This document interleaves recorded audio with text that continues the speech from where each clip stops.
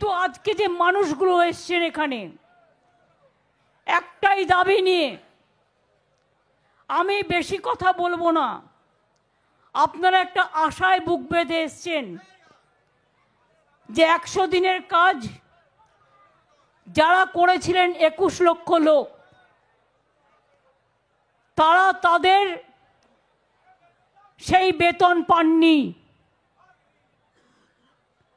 2 বছর ধরে বাংলায় 100 দিনের কাজ বন্ধ।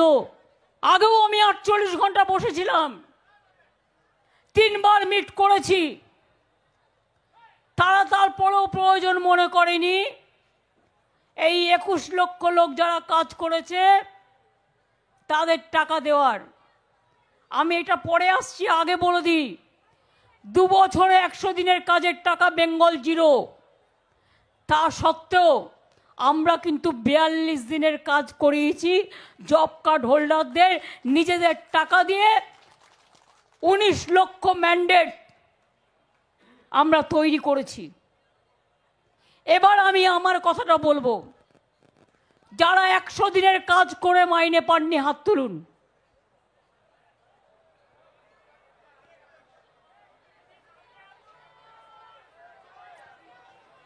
সবাই তো আসতে পারেনি, আমি বারণ করেছি সবাইকে আসতে, পরীক্ষার সময় এলাকা ডিস্টার্ব হয় বলে।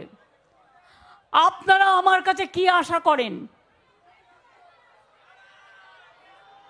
লড়াই লড়াই তো চলছে, আন্দোলন তো চলছে। কেন্দ্রীয় সরকার ভাবছে বাংলাকে ভাতে মারবো। আমি আমার প্রথম পদক্ষেপ আজ বলে যাই, 21 লক্ষ মজদুরকে যাদের টাকা কেন্দ্রীয় সরকার দেয়নি, আগামী 21শে ফেব্রুয়ারি তাদের টাকা তাদের ব্যাংক অ্যাকাউন্টে চলে যাবে, রাজ্য সরকার দেবে।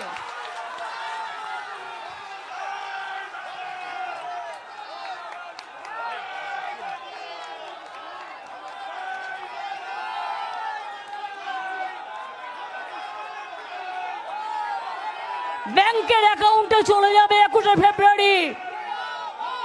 আর আবাসন 11 লক্ষ ক্লিয়ার করেও করেনি। আমি আবাসনেরটা আজকে বলবো না, আমি ঠিক টাইমে আবার বলবো। বিশ্বাস রাখবেন, ভরসা রাখবেন, আমরা কথা দিলে কথা রাখি। টাকা কোথার থেকে আসবে? মানুষের টাকা, মাটির টাকা, মজুরির টাকা, কাজের টাকা। আমি সবাইকে বসতে অনুরোধ করবো একবার। আমি তাই আপনাদের বলে গেলাম, গ্রামে গ্রামে বার্তা দিয়ে দিন, 21শে ফেব্রুয়ারি আমাদের যে 21 লক্ষ 100 দিনের কাজের কর্মচারীদের 3 বছর ধরে টাকা দেওয়া হয়নি, তাদের কাজের টাকাটা আমরা তাদের ব্যাংক অ্যাকাউন্টে পাঠিয়ে দেব।